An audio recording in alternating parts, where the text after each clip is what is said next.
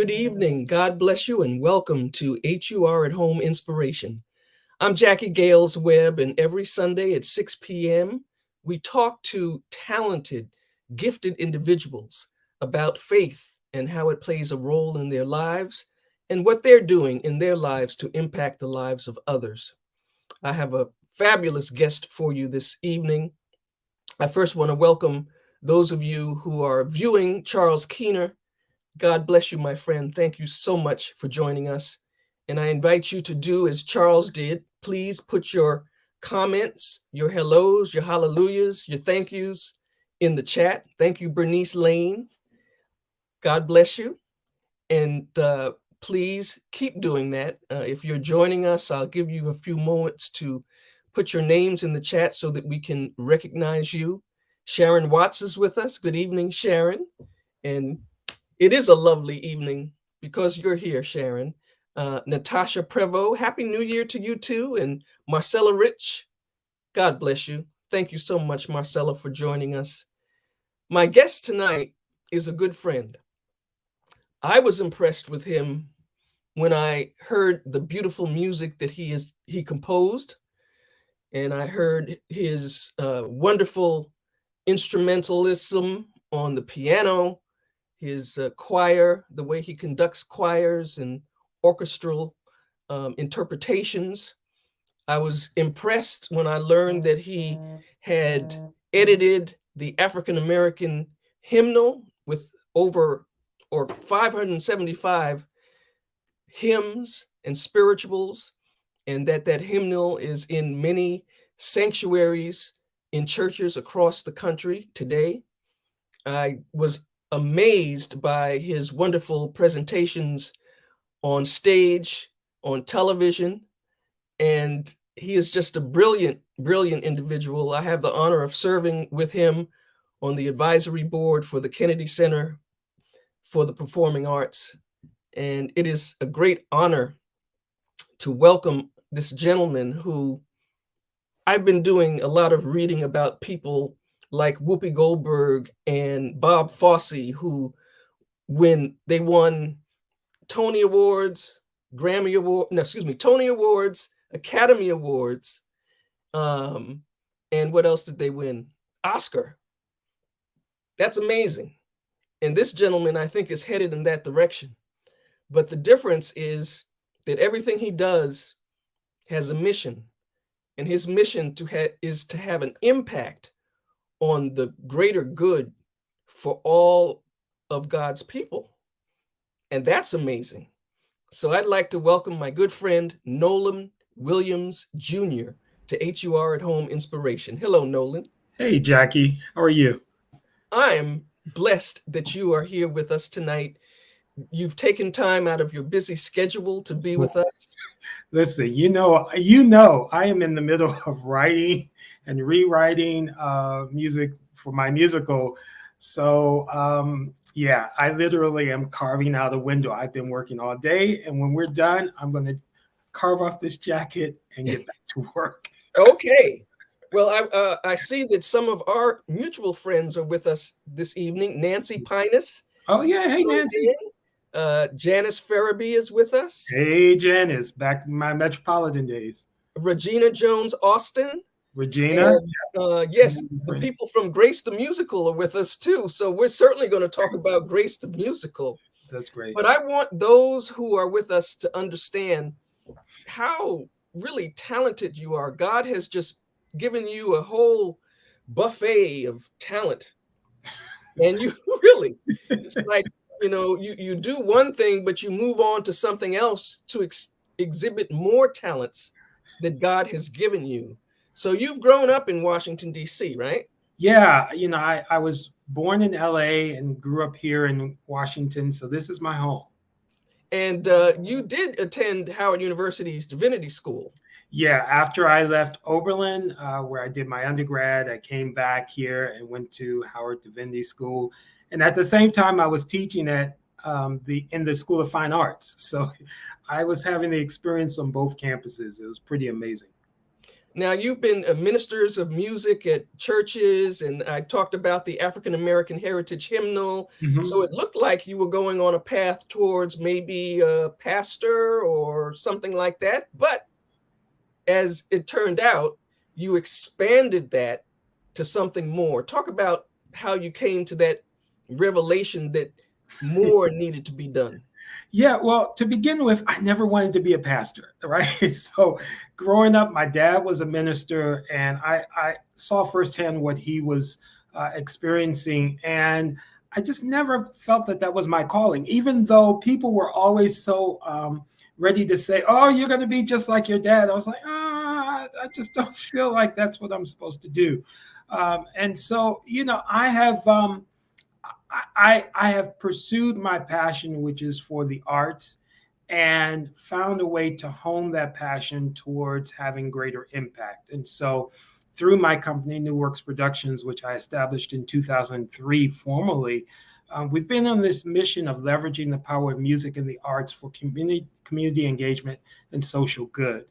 And we do that based on four principles, always looking for art that will inspire, will uplift, that will educate and commemorate. And those are our four kind of guiding principles in terms of the projects that we work on and the projects that I feel called to do and pursue.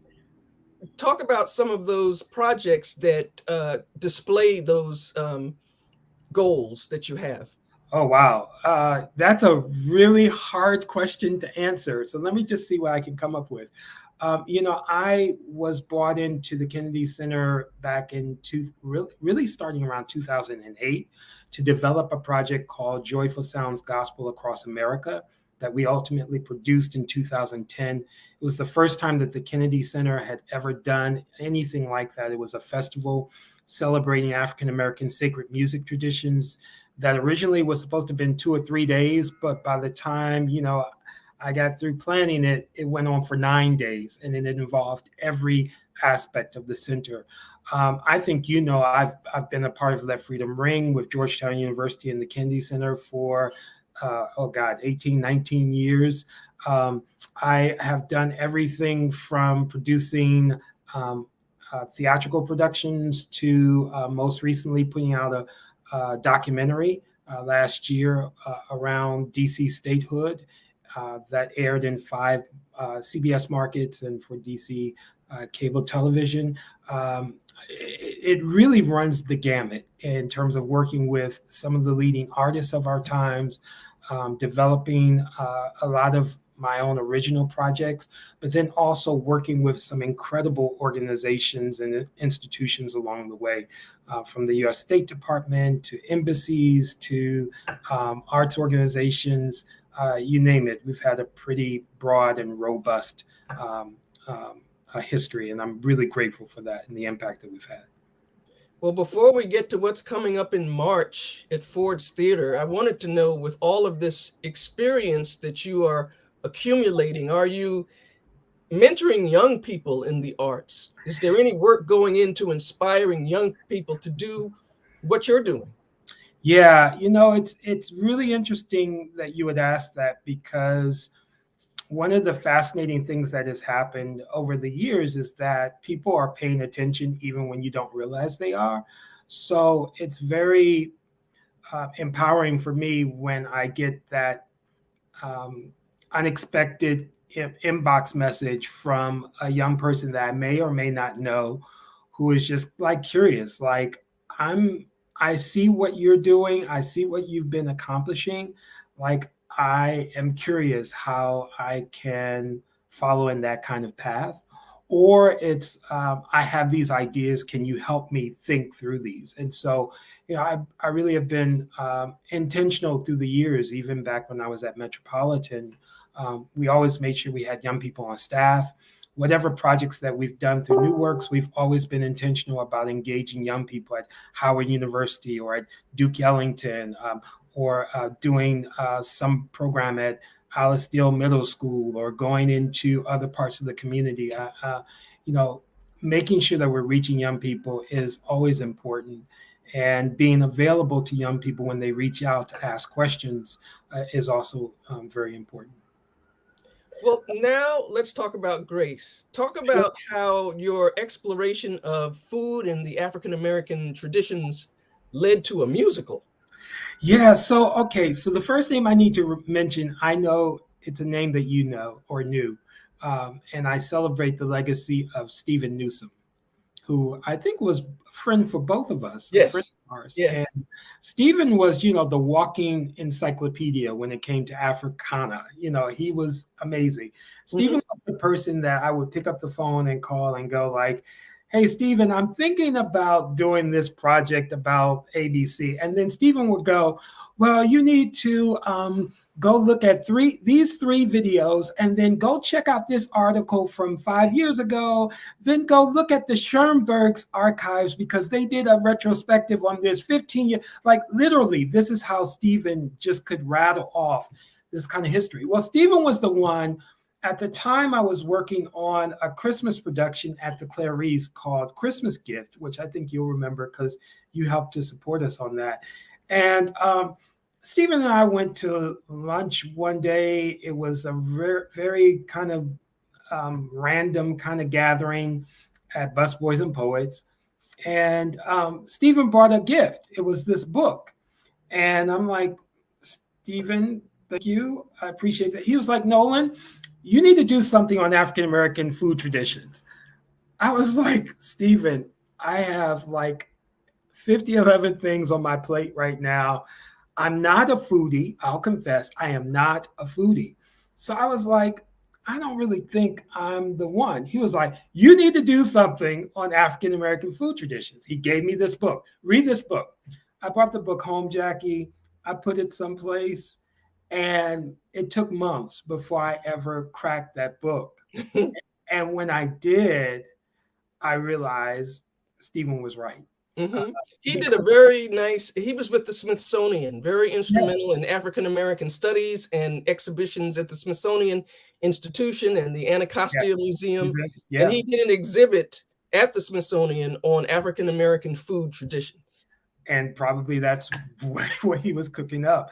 For me, then I started.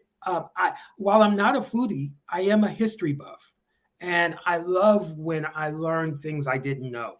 So I started discovering these foodways and food traditions, and learning things about the Black Eyed Pea and its origin, in Africa, and learning about how farm to table was how our folk were living at the turn of the century. Like it's a big concept now, but that's how we've been living honestly for decades.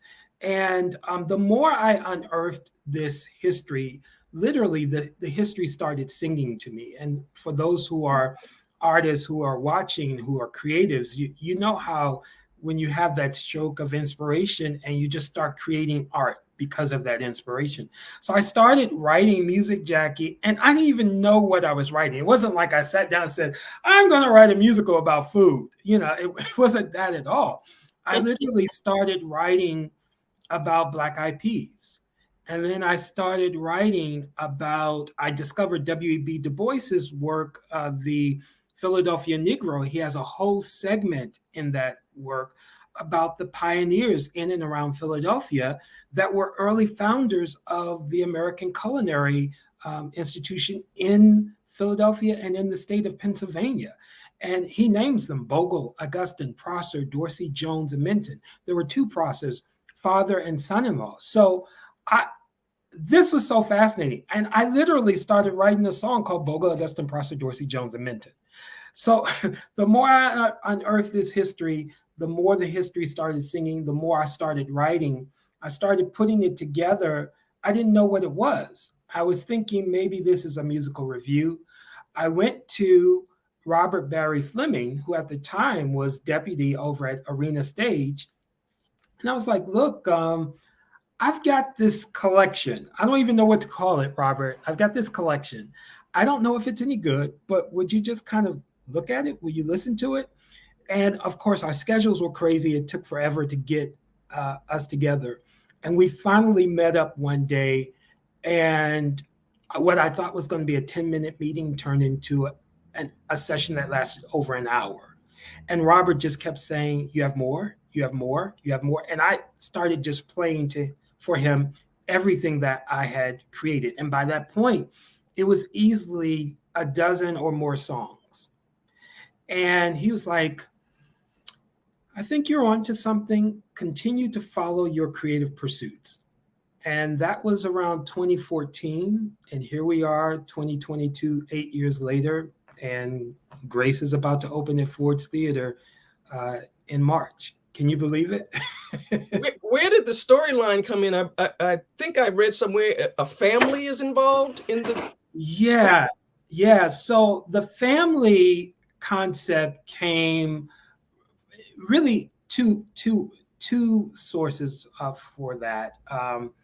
One, I think, I spent a lot of time in Philadelphia between, I forget the years, all the years rolled together for me now, but between 2014, anyway, during the 2000s, about a 7-8 year stretch that I was working in Philadelphia and working with a range of arts organizations there, including the Mann Center for the Performing Arts. And I was developing these citywide curatorial festivals. But through that, I was working with the Philadelphia Orchestra, and I was working with the Franklin Institute, and working with the mayor's office on arts and culture. And I mean, it was pretty broad, the work that I was really blessed to do. And I developed such a great affection for the Philadelphia community. So in many ways, this project is a subtle but not so subtle homage to the people of Philadelphia who so warmly welcomed me into that community and supported the work and believed in the work that we were trying to do and the work that we accomplished. The festivals and the exhibitions that I mounted and the educational programming that I did, and all of that. If you go to newworksproductions.com, all of that is archived there. If you go to Nolan Williams Jr. .com and look under cultural curation, it's all archived there. It was such an amazing process of being able to coalesce all of these organizations and people around the mission of just having impact and celebrating culture and commemorating things that really should not be forgotten. And so that's a part of it. But the other part was really born just out of the research that W.E.B. Du Bois did through his work, The Philadelphia Negro. He points out that these were early pioneers. And I thought, well, we should use this as the impetus for this. And the last of the pioneers that he lists is a man named Henry Minton. And so I've created this family that is really, these are fictionalized descendants of Henry Minton, who was a historical figure who owned and operated a restaurant in the heart of Philadelphia at the turn of the century. I mean, these Black men and their wives were early pioneers. They were doing catering in the homes of wealthy white folk. They had their own establishments. They literally helped to define the culinary industry as we know it in America. And so to be able to then lift up this family, the Mintons, that are descendants of that history, that great history, and to look at that through the lens of their restaurant that they've owned and operated for over 100 years called Minton's Place. And then to see the impact of gentrification and changing times and neighborhoods and dynamics now, and how that's threatening the future of that restaurant. But even more importantly, the restaurant becomes a symbol, and it's a symbol of cultural preservation. It's about how do we honor those things that are important to our culture, and how do we preserve culture? What are the impediments to preserving culture? And then for the characters that are involved, they not only embody that struggle, but they also embody what the title entails, grace, that we all need a little bit of grace. And we are both recipients and we should be extenders of grace. Wow. Stephen would be so proud. You I know, remember he how would be. enthusiastic he was when the movie Soul Food came out, Oh yeah, and it was all about family and African American food traditions. But this takes it even higher. And our good friends at Forest Theater, they have in the chat that tickets are on sale now, and you can call tickets 888-616-0270.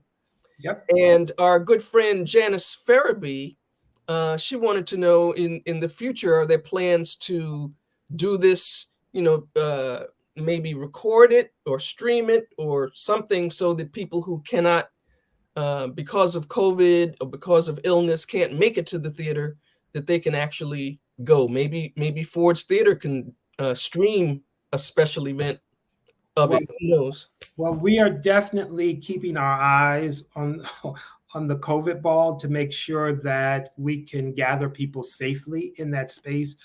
Ford's has a lot of history with this because from the time that they started this season, they put in place very effective protocols that ensure that people can gather safely. They even made the tough decision to cancel their presentation of the mountaintop in order to avoid this surge, which also then sets us up for Grace to open in March in a way that we think will be on the declining side. We're already seeing that that the Omicron variant is declining. It doesn't mean we can let up. I mean, we still have to mask, we still have to be socially distanced, and those are the kinds of things. And we still need to be vaccinated, right? And the booster, like all of those things, we have to do, and we have to be vigilant about doing. But we're hopeful then that we'll be in a good place come March. But if something happens in terms of a surge, we certainly will pursue whatever options we can to make sure that we continue to bring this message of grace to people. Ironically, let me share this because we were initially going to have our world premiere for the Humana Festival of New American Plays at Actors Theater, and I want to celebrate them for their confidence in this project a year ago. And everything got shut down because of the COVID when it first came out. And that was actually 2020. And ironically, we came back, and my production partner Del Mott and his company Edgewood, in partnership with my company New Works Productions, we got together and put together an online chat called By Grace, and we got our culinary ambassador, Chef Carla Hall, to co-host this with myself. We initially thought, Jackie, that we'd reach, a few thousand people. And this was kind of the consolation prize for not being able to produce the show at Actors for Humana. We ended up reaching 30,000 people with just the first episode. And Wow. by the time we reached the sixth episode, we had reached over 500,000 people globally. So we realized that this message of grace and this idea of food traditions and celebrating family and legacy, it really is resonating. And we already have seen the potential wide impact of that kind of message. So thank you, Janice, for making that suggestion. We'll be following through on that. Well, definitely people want to see it. I see Jocelyn Johnson Williams. She says that I was on board to come to see the musical when it was going to debut in Kentucky, and now I'm on board with coming back to the DMV to see it at Ford's Theater. Can't wait. Thanks, Josh. Josh is down in Texas. She got married and moved away, but she comes back as often as she can. Love you, Josh. Well, thank God for technology so that she can chat with us today. Yes. And we've all been through so much these past 2 years because of COVID. You have just continued on, and so I wanted to see if there were any lessons that you learned during this COVID-19 period in life with the arts, dealing with the arts where people can't gather the way they used to.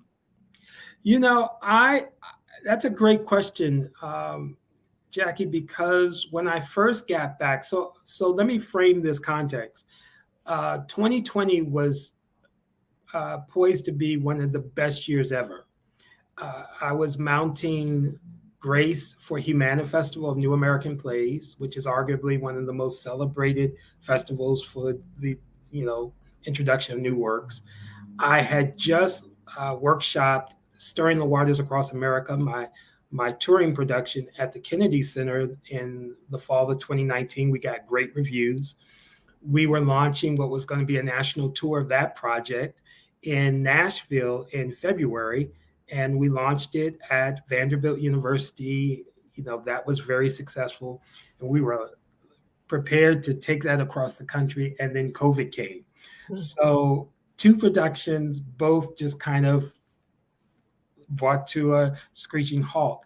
I came home from Louisville and did something. Anyone who knows me will know that what I'm about to say is just so far removed from me and what they know about me. I came home and I was low-key depressed. I laid on my couch for about a week and a half and joined Netflix community. I wasn't even a member of Netflix. I joined Netflix and I started binge watching all of these freaking shows on Netflix. Like, to know me is to know I am not that guy that sits around on the couch all day binge watching. I'm always like, well, okay, I got 20 projects. I got to get this done. I got to do that. But I was just like, what's the point? The world has come to a halt. What's the point? And then I like to say I came to myself. And I had this revelation. Take another look at what you're working with. Take another look at what you have. And I really have to shout out Del Mott, my producing partner, for this, because Del was also a part of this process of saying, Nolan, let's just look at the assets that are already in place and see how we can repurpose those assets. Mm-hmm. And we were able to take the voting rights song from Stirring the Waters production and repurpose it into the I Have a Right to Vote viral video that ended up reaching more than 1.3 million people during the election cycle, with the message of, stop blocking the vote. Let me just say, as a parenthetical note, I'm so disappointed in our U.S. Congress and what happened a few nights ago, but that's for another conversation. But every U.S. citizen deserves the right to vote, free access to the ballot. And that's what that song was about. And we were able to take that song and literally shift and run with that. We were able to take the message of grace and turn it into the By Grace live chat series. And then, this year we were awarded Telly Awards bronze prizes for both of those projects. So literally I went from binge watching Netflix to having produced award-winning projects. And it was all because I took another look at what I already had, what was already in my hands, what was already immediate and accessible. And that has been a wonderful firsthand lesson for me. And I have seen so many creatives doing that. And I celebrate that and I affirm that, and a shout out to every single creative under the sound of my voice that has found a way to repurpose what we do and to shift and keep moving forward, keep pressing forward. And God bless Dale for telling you to take a look and count your blessings. Absolutely. Yeah. Absolutely. Now, what is the, you're a man of vision. I know you are, you're working, you're very present with what you're doing now, but there's always something on the horizon. What's the tiny apple in the tree that you're reaching for now? Another great question. I've got a number of projects in the works, especially theatrical productions. And so beyond Grace, I'm very excited about a project, and I'll go ahead and mention this because I'm working on a musical called Divine Hamer Gray. And I'm very excited about that. It captures the untold story of 3 women from the civil rights era who ran for Congress in 1964 and almost succeeded, Black women, almost succeeded in defeating the white men from their Mississippi congressional delegation. It's a powerful, untold story. And I had a chance to do an early iteration of this, working with the March on Washington Film Festival back in 2019. We presented a workshop of it at George Washington University. But I'm continuing to develop that, and I'm very excited. I've got a book writer on board, and I think that's going to amount to a really powerful project as well. And then I am actually going back and taking Christmas Gift, and I'm in the process now of reworking that as well. I have another co-book writer on board for that. So, you know me, Jackie, I always have lots of irons in the fire. And I want to shout out a friend of mine who said, it's all right to have a lot of balls bouncing. The key is to just know which ones are rubber and which ones are crystal. Ooh, like that. Those words have stuck with me. Brenda Gert Mitchell, thank you for that. Those words have stuck with me.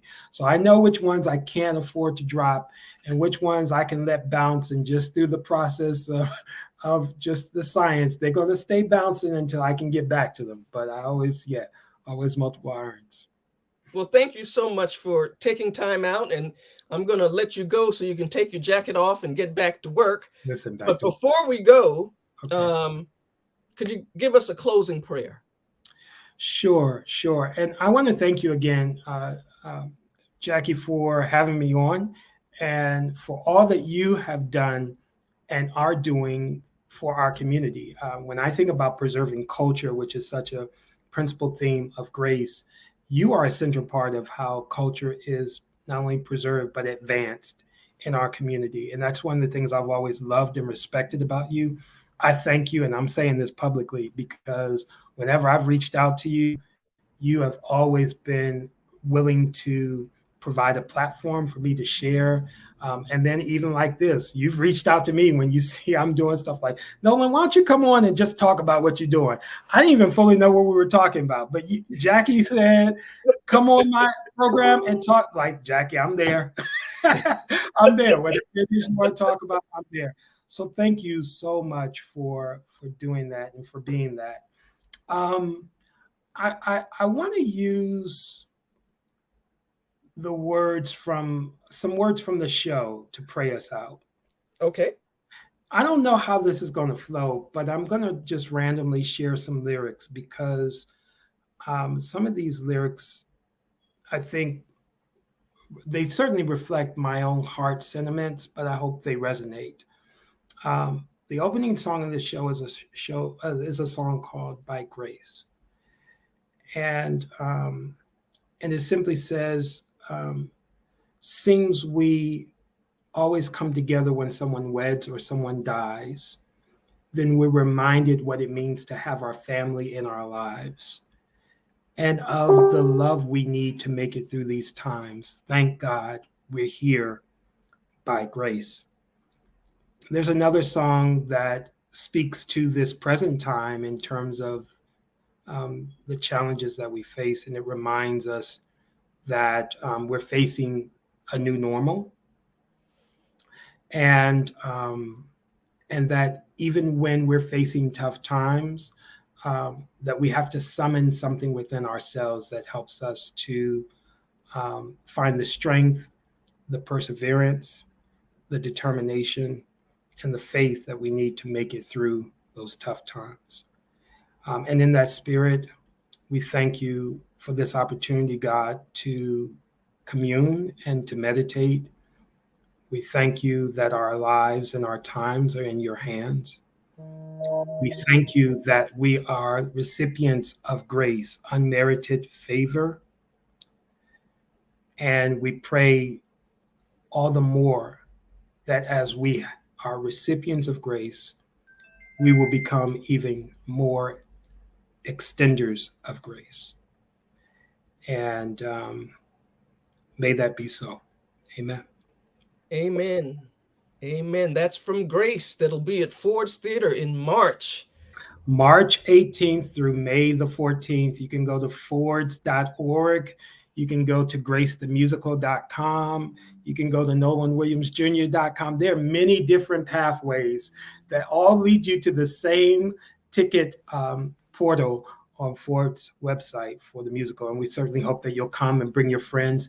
It's going to be a really wonderful experience, a celebration of culture and a celebration of life and legacy. God bless you, Nolan.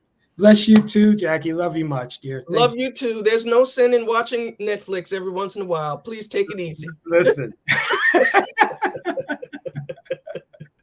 Take care of yourself. All right, you too. And thank you everyone for joining us on HUR at Home Inspiration. Tell your friends this is posted on YouTube. If they didn't join us now, they can join us later and watch this tremendous conversation with Reverend Nolan Williams Jr. And he'll always be a reverend in my heart. Let's put it that way, because of all of the great work that he does that has a positive impact on all of us as God's people. So listen, see you next Sunday. Please take care, and thank you once again for joining us on HUR at Home Inspiration. Please be safe and be blessed.